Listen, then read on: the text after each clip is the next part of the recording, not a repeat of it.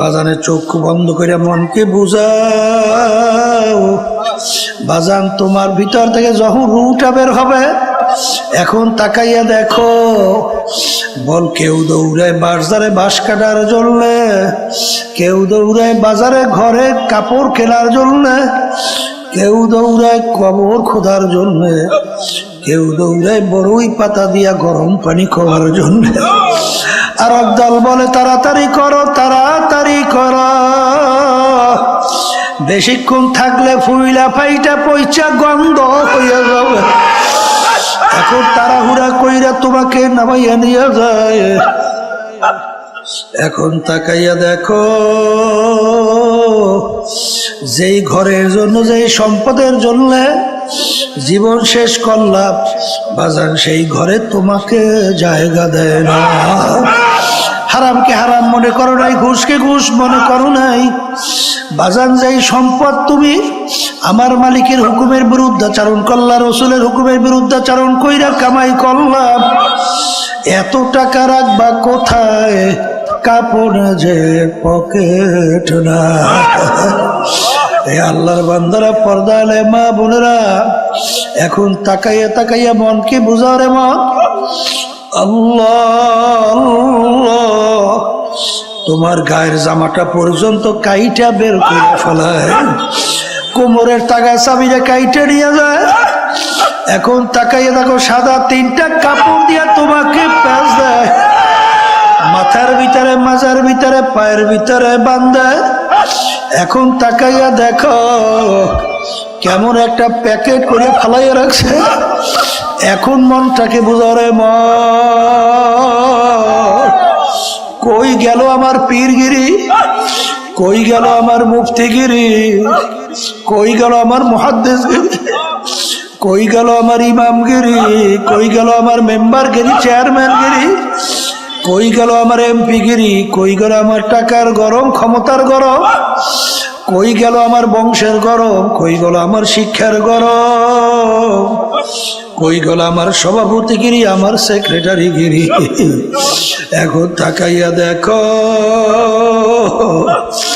তোমাকে যখন প্যাকেট কইয়া ফালাইয়া রাখে, এখন মনটাকে বুঝাও রে মন, এই বান্দের মাধ্যমে তোমাকে সিগন্যাল দেয়। আরে মাথার বান্দে বুঝা গেল রে মন, আর কোনদিন মাথা নাড়ার শক্তি দেয়। বাজার বান্দে বুঝা গেল রে মন, আর কোনদিন উঠে বসা শক্তি নাই। পায়ের বান্দে বুঝা গেল রে মন, আর কোনদিন হেঁটে চলার শক্তি নাই। অনেক সময় বই বই আমরা বলি আস্তাগফিরুল্লাহ, আস্তাগফিরুল্লাহ, আস্তাগফিরুল্লাহ, আর মনে মনে কয় আগে যা করতাম মালিক তাই করবো, মাফ করিয়ে দাও। এক পদের আছে না, আগে ঘুষ খাইতে, এখন ঘুষই ঠিক মতোই খাবো, তুমি আমার মাফ করো। আগে নামাজ পড়তাম না, এখন ওই নামাজ পড়বো না, তুমি আমার মাফ করো। এই তওবা দ্বারা কোনোদিন মাফ হইবে? এই তওবার জন্য কয়েকটা শর্ত আছে। তওবা শব্দের অর্থ রোজা, ফিরে আসা। তওবা শব্দের অর্থ নাদামা, লজ্জিত হওয়া। কথা ঠিক না ঠিক? এই আল্লাহর বান্দারা, আদম আলাইহিস সালাতু ওয়াস সালাম, আল্লাহ বলছিলেন গন্ধম খাইও না, খাইছে। গন্ধম খাইও না, খাইছে। আচ্ছা, গন্ধম খাওয়ার পরে আদম আলাইহিস সালাতু ওয়াস সালাম লজ্জিত হয়েছিল না? আসতে কয়, এই লজ্জিত হয়েছে, ফিরিয়ে আসছে না? ফিরিয়ে আসছে। শুধু তাই না, আল্লাহর কাছে মাপ চাইছে না? মাপও চাইছে। তাহলে মাপও চাওয়া লাগবে, লজ্জিত হওয়া লাগবে, ফিরিয়ে আসা লাগবে। এই শর্ত যেই তওবার ভিতরে পাওয়া যাবে, সেই তওবা কবুল হবে, কোনো সন্দেহ নাই। কথা ঠিক কিনা? তাহলে তওবা করার সময় খেয়াল করা লাগবে, মালিক জীবনে যত গুনাহ করছি মাফ করো, আর করব না।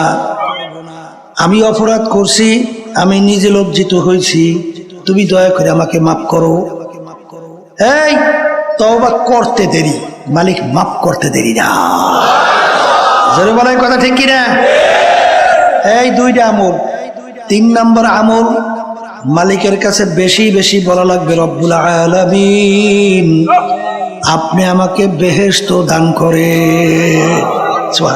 রমজানের ভিতরে বিশেষ করে এই 4টি আমলের কথা বেশি বেশি বলতেছি, কথা ঠিক না? ঠিক, এর সবসময় আমল করব, কিন্তু রমজান একটু বেশি।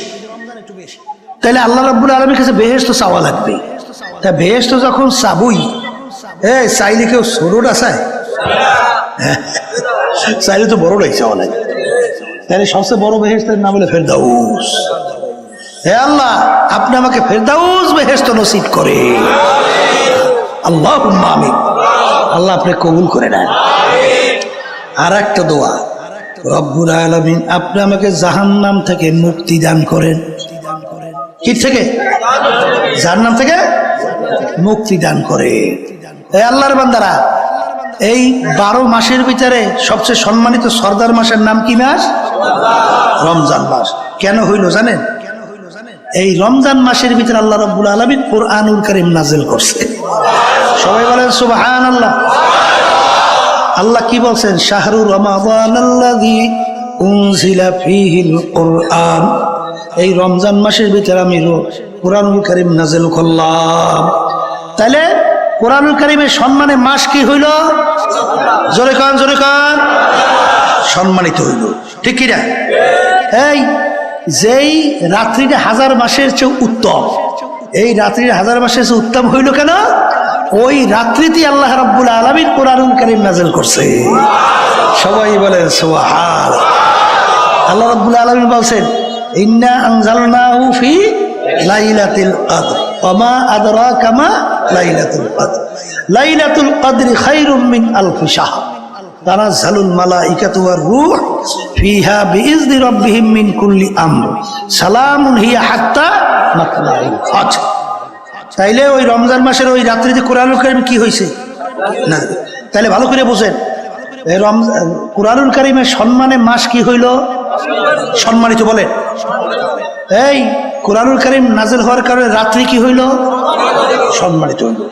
যেই নবীর উপরে কুরআনুল কারীম নাযিল হইল, সেই নবী সমস্ত 1 লক্ষ বা 2 লক্ষ 24,000 নবী রাসূলদের ভিতরে সম্মানিত। কি জোরে বলেন কথা ঠিক না ভাই? ঠিক। যেই উম্মতের উপরে কুরআনুল কারীম নাযিল হলো, সেই উম্মত সমস্ত নবীদের উম্মতদের ভিতরে সম্মানিত। কিসের কারণে? কুরআনুল কারীমের সম্মানের কারণে। কথা ঠিক কিনা? এখন আমার ভাইদেরকে বলো, পর্দা আলে মা বোনদেরকে বলবো, কুরআনুল কারীমের সম্মানে মাস সম্মানিত, রাত্রি সম্মানিত, নবী সম্মানিত, উম্মত সম্মানিত। এখন যেই আল্লাহর বান্দা বান্দি কুরআনুল কারীম অনুযায়ী নিজের জীবনকে পরিচালনা করবে, সেই ব্যক্তিও সমস্ত মানুষের ভিতরে সম্মানিত। বলেন কথা ঠিক কিনা? বাস্তবতা আছে না নাই? আয়েশা সিদ্দিকা রাদিয়াল্লাহু তাআলা আনহা, তাকে একজনে প্রশ্ন করলেন যে আল্লাহ রসুলের চরিত্র ছিল কি? একটু বলেন, আল্লাহ রসুলের চরিত্র কি ছিল? তখন তিনি ধমকের সুরে বলে, তুমি কি কুরআনুল কারীম পড়ো নাই? বলে পড়ছি তো। বলে খুলুকুহুল কুরআন। পুরা 30 পারা কুরআনুল কারীমে হলো আল্লাহ রসুলের চরিত্র। তাহলে আমার নবী সমস্ত মানুষের ভিতরে, সমস্ত আউলিয়াদের মধ্যে, সমস্ত নবীদের ভিতরে সম্মানিত। কথা ঠিক কিনা? এখন আমার বাজানদেরকে বলবো, দুনিয়াতে সম্মানিত হইতে চান? আসতে কয়। আখেরাতে সম্মানিত হইতে চান? তাহলে দুনিয়া এবং আখেরাতে যদি সম্মানিত হইতে চান, তাহলে কুরআনুল কারীম অনুযায়ী নিজের জীবনকে পরিচালনা করেন, তাইলে আল্লাহ সম্মান দান করবে। বাস্তবতা আছে না নাই? এই সবনে আল্লাহর কত ফজল করি রহমাতুল্লাহ আলাইহি, কি আল্লাহ তাকে সম্মান দিছিল? আসতে কয়, দিছিল। কেমন সম্মান জানেন? আল্লাহ বলছেন, আমার ওলিদের সম্মানে, এর বিরহে বেদনায় আসমান পর্যন্ত কান্দে। হাদিসের ভিতরে আসে। আল্লাহর কুতুব দুনিয়া থেকে বিদায় হওয়ার পরে আসমান কাঁদছিল, দেখছেন কেটে কেটে দেখছেন? আল্লাহু আকবার। এই আকাশ একেবারে জগজগে পরিষ্কার, হঠাৎ আকাশটা একটু হালকা মেঘাচ্ছন্ন হইয়া পিরি পিরি পিরি পিরি একটু আকাশ আসমান কাইয়া আবার মেঘ কাইটা যেই সূর্য সেই সূর্য, যেই পরিষ্কার সেই পরিষ্কার। কি বুঝলেন কি? হ্যাঁ, আল্লাহর বান্দা দাদা রহমাতুল্লাহর কথা শুনছিলাম, বয়ান করতে করতে একসময় বলছিল যে মানুষ তোমরা তো আমার কথা শোনো না, গরু কি যদি বলি গরু আমাদের কথা শুনবে। এই কথা বললে দূরে একটা গরু, দাদাজান বলে এরকম হাত উঠেই বলে গরুর দিকে আয়, ডাক দেওয়ার সঙ্গে সঙ্গে রশি সেইরা গরু এসে সামনে দাঁড়িয়ে গেছে। কি পশুরা সম্মান করে না? সাহাবায়ে কেরামদের জামাত জানেন না? এই এক এলাকায় যখন দিনের দাওয়াত দিতে গেল, এলাকার লোক এত খারাপ, দাওয়াত তো গ্রহণ করলোই না, বরঞ্চ সাহাবায়ে কেরামদের একটু বসার জায়গাও দেয় না। এখন রাত্রি হয়ে গেছে, কোথায় বসবে, কোথায় থাকবে? সাহাবায়ে কেরামদের আমি সিদ্ধান্ত নিল যে আজকে রাত্রে আমরা জঙ্গলের ভিতরে রাত্রি যাপন করব। এর মধ্যে জঙ্গলের ভিতরে তো বাঘ, সিংহ, হিংস্র প্রাণীর কোনো অভাব নাই। যখন সাহাবায়ে কেরামদের জামাত যখন দলে বলে জঙ্গলের ভিতরে ঢোকে, তখন কাফেররা হাসাহাসি করে। শুনছি মুসলমানের দলে বলে পাগল। এখন বাস্তবেই তো দেখি পাগল। ওরা জঙ্গলের ভিতরে ঢুকতেছে, জঙ্গলের ভিতরে হিংস্র প্রাণীর কোনো অভাব নাই, এই সব তো খাইয়া শেষ করে ফেলবে, আগামী দিনে একজনকেও তো পাওয়া যাবে না। সাহাবায়ে কেরামদের জামাত ঢুকছে জঙ্গলে ঢুইকা, আমির জংলা পশু পাখিকে লক্ষ্য করিয়া বক্তব্য দেয়। কি দেয়? হে জঙ্গলের পশু পাখিরা, আমরা একদল আল্লাহর রসুলের সাহাবারা আসছি, আজকে আমরা রাত্রে এখানে জঙ্গলে যাপন করতে চাই, আজকে রাত্রে আমরা এখানে থাকতে চাই, তোমরা এখান থেকে সইরা যাও। এ কবরের যাত্রীরা, আল্লাহর বান্দারা, পর্দার আলে মা বোনেরা, আমির বক্তব্য দিতে কথার কথা দেরি, বাঘ তার বাচ্চাকে মুখের ভিতরে কামড় দিয়া দৌড়, সিংহ তার বাচ্চাকে নিয়ে দৌড়ায়, গর্তের ভিতর থেকে সাপ উঠা দৌড়ের পর দৌড়, এমনকি গর্তের পিপিলিকা পর্যন্ত ওইটা পুরা জায়গায় একেবারে পরিষ্কার। কি এই পশু পাখি সম্মান করে কি করে না? জোরে কান করে। এই জন্য আমার ভাইদেরকে বলবো, পর্দা আলে মা বোনদেরকে বলবো, যদি দুনিয়াতে আখিরাতে শান্তি চাও, সম্মান চাও, বাজান কোরআনুল কারীম অনুযায়ী নিজের জীবনকে গঠন করো। যদি গঠন করতে পারো, দেখবা দুনিয়াতেও সম্মানিত, আখিরাতেও আমার মালিক সম্মানিত করে উঠাইবে। জোরে বলে কথা ঠিক না বে ঠিক? এই আল্লাহর বান্দারা, পর্দা আলে মা বোনেরা, যেই ঘরটা কোরআনুল কারীম অনুযায়ী ঘর পরিচালিত হবে, ওই ঘরটাও কিন্তু সমাজের ভিতরে সব ঘরের ভিতরে সম্মানিত ঘর হিসেবে পরিচয় লাভ করবে। যেই সমাজটা কোরআনুল কারীম অনুযায়ী চলবে, ওই সমাজটাও সমস্ত সমাজের ভিতরে সম্মানিত এবং এই সমাজ হিসেবে পরিচয় লাভ করবে। যদি বলেন কথা ঠিক কিনা? যেই রাষ্ট্র কোরআনুল কারীম অনুযায়ী চলবে, ওই রাষ্ট্র কিন্তু সমস্ত দেশের ভিতরে সম্মানিত রাষ্ট্র হিসেবে পরিচয় লাভ করবে। কথা ঠিক না বা ঠিক? এই জন্য আমার বাজানদেরকে বলবো, পর্দা আলে মা বোনদেরকে বলবো, বাজান ওয়াজ তো শুনলাম, আমল করা হইলো সবচেয়ে বড় কথা। ঠিক কিনা? এই আল্লাহর বান্দারা, পর্দা আলে মা বোনেরা, আমি আপনাদের সামনে আয়াত শরীফ তেলাওয়াত প্রথম করছিলাম। আল্লাহ রাব্বুল আলামিন বলেন, প্রত্যেকটা জানদার যাদের রূহ আছে, একদিন না একদিন তার মৌতের শরাব পান করা লাগবে। ওয়ালাউ কুনতুম ফি বুরুজিন মুশাইয়াদা, কেউ যদি মৃত্যুর হাত থেকে, আজরাইলের হাত থেকে কেউ যদি পাথরের পাহাড় কাইটাও লুকাও, সময় মতো আজরাইল কিন্তু হাজির। বাজান মরণ তো লাগবি। একজন আর একজনকে জিজ্ঞাসা করেছিল, হুজুর মৌতের কোন নির্ধারিত সময় আছে? তখন হুজুর বলছিলেন, হ্যাঁ মৌতের নির্ধারিত সময় আছে। বলে হুজুর কিভাবে? বলে তুমি যেদিন জন্মগ্রহণ করছো সেদিন নির্ধারণ হয়ে গেল তুমি একদিন মরবা। মরণ যেহেতু লাগবে, এখন আমার বাজানদেরকে বলবো, পর্দারে মা বোনদেরকে বলবো, এখন দুনিয়ার দিকে তাকাইয়া দেখো। বাজান হারামকে হারাম বলো নাই, ঘুষকে ঘুষ বলো নাই, সুদকে সুদ বলো নাই, পরের মাল ঠগাইয়া নিজের সম্পদ বাড়াতে চিন্তাও করো নাই, সরকারি দলের সঙ্গে জড়াইয়া ক্ষমতার বলে চাঁদাবাজি, টেন্ডারবাজি, বিভিন্ন কায়দায় লুটপাট কইরা সম্পদ তৈরি করলা, একটার পর একটা বাড়ি তৈরি করলা, গাড়ির অভাব নাই।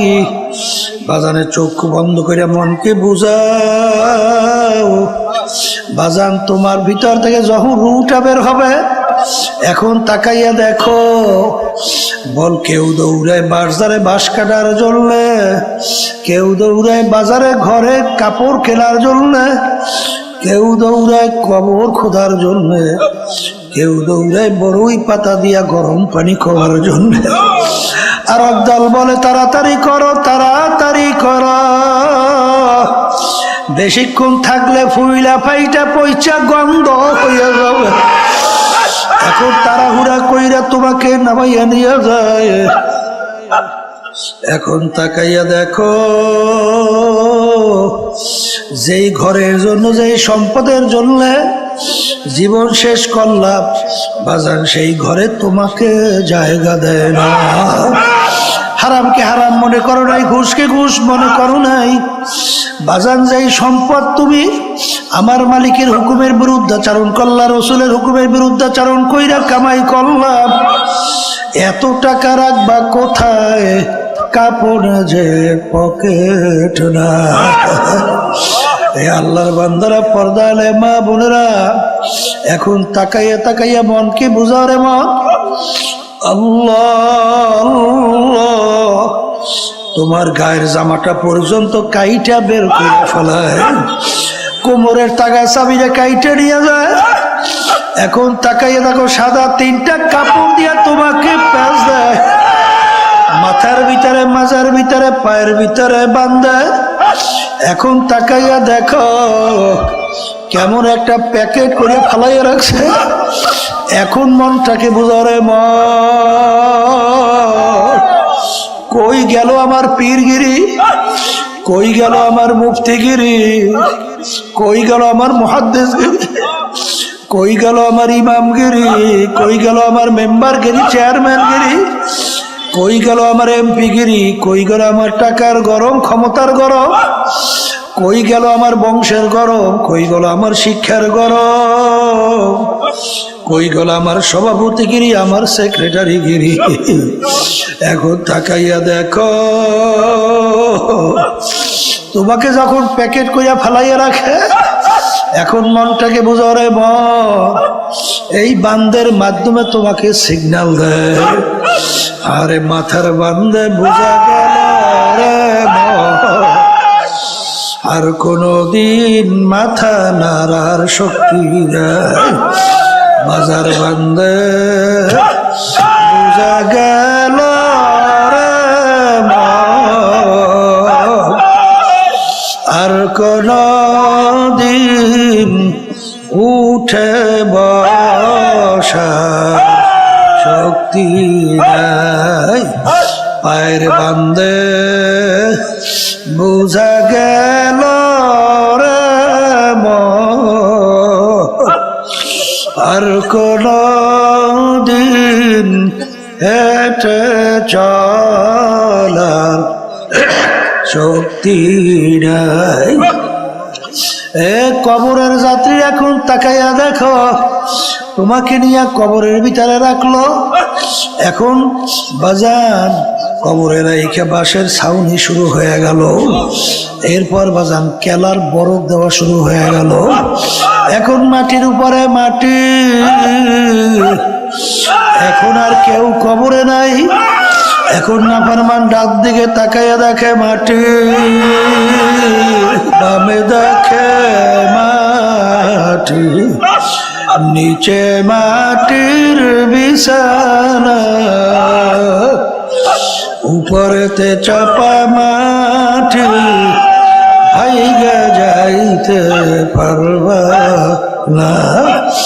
এখন নাফরমান দিক বিদিক হারাইয়া এখন আমার মালিককে ডাকে করুণ সুরে, আল্লাহ আল্লাহ আল্লাহ।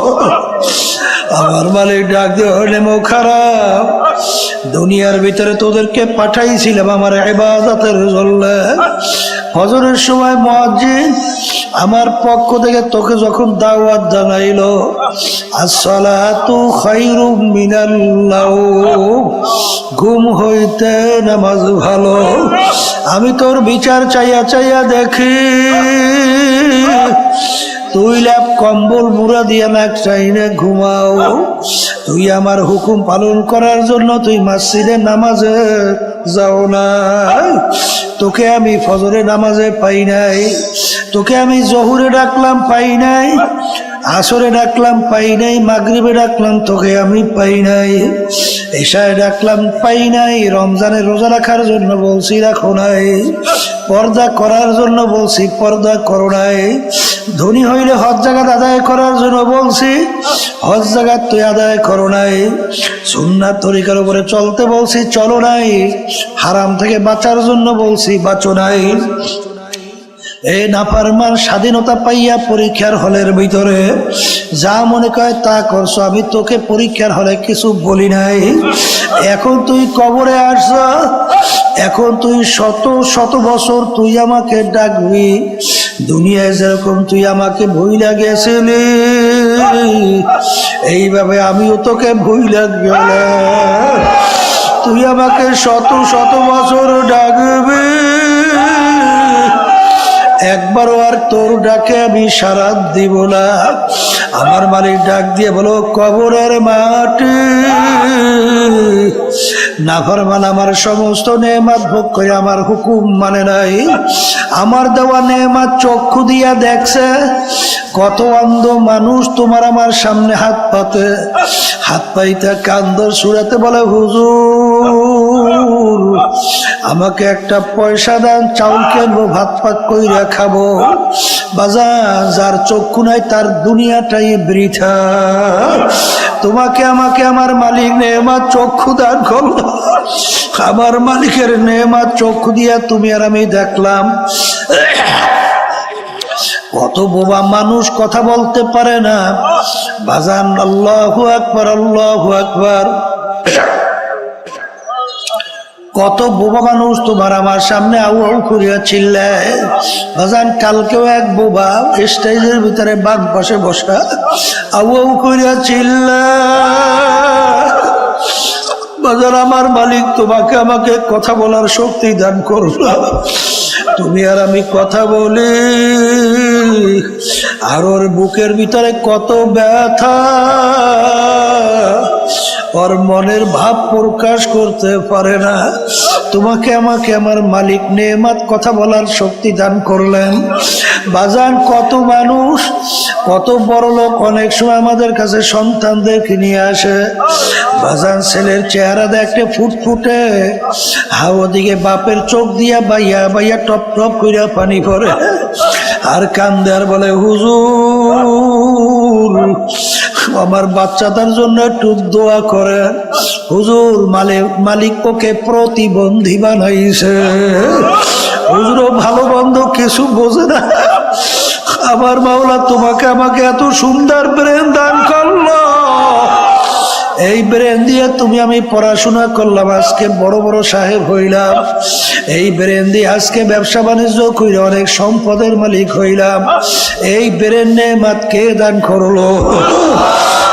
আরে আমার মালিক, তোমাকে আমাকে ইচ্ছা করলে তোমাকে আমাকে তো প্রতিবন্ধী বানাইতে পারত। বাজান তখন ওই বাচ্চার দিকে তাকাইলে চোখে পানি রাখা যায় না।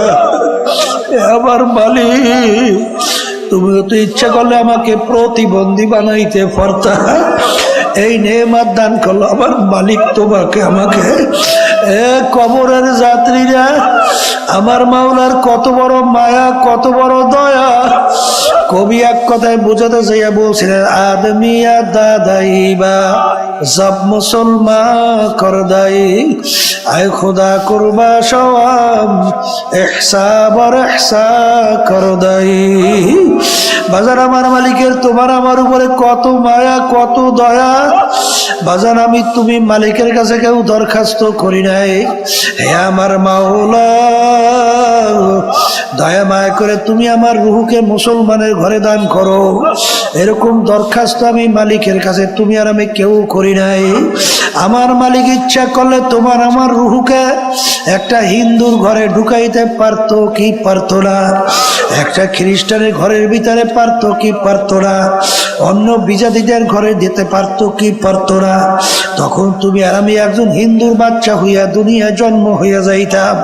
আমার মালিক দয়া মায়া কইরা তোমার আমার রুহুকে মুসলমানের ঘরে দান করলো।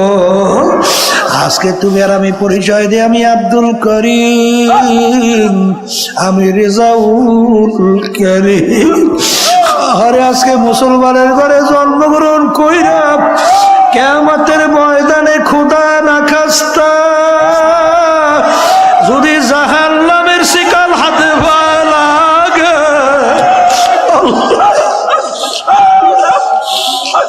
এর সে কপাল পোড়ার সারে জাহানে হইতে পারে।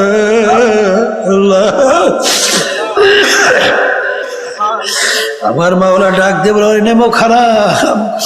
দুনিয়ার ভিতরে স্বাধীনতা পাইয়া পরীক্ষার হলে যেরকম তুই আমাকে ভুইলা গেছিলি, এরকম ভাবে তুই শত শত বছর কবরে তুই আমাকে ডাকবি, একবারও তোর ডাকের সাড়া আর দিব না।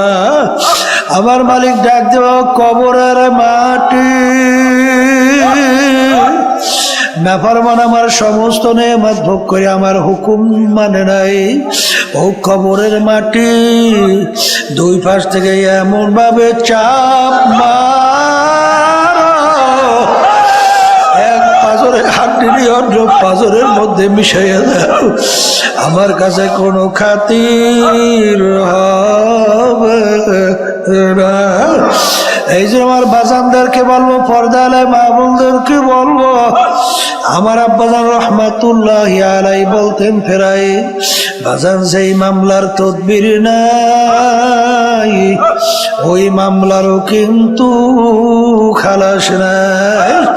এই জন্য আল্লাহর ওলিদের ইতিহাস পড়লে দেখবেন, আমার আব্বাজান রহমাতুল্লাহ আলাইহি তার কাছে শুনছিলাম বাজান, আমার দাদাজানের কথা উল্লেখ করে বলছিলেন, আমার দাদাজান রহমাতুল্লাহি আলাইহি ইন্তেকালের আগে আগে চকির উপরে বসে পাশি কবরস্থান তাকাইয়া তাকাইয়া পোলাপানের মতো ওয়াও কইরা চিল্লাইয়া কান্দে, আর দুই চোখ দিয়া পানি বাইয়া বাইয়া টপ টপ কইরা পড়ে, আর মালিকের দিকে ফিরা করুণ সুরে ডাক দেয়, ওরে আমার মাওলার, ওরে আমার মাহবুব, তুমি যদি আমাকে মাপ নাই করো আমি একা কেমনে থাকব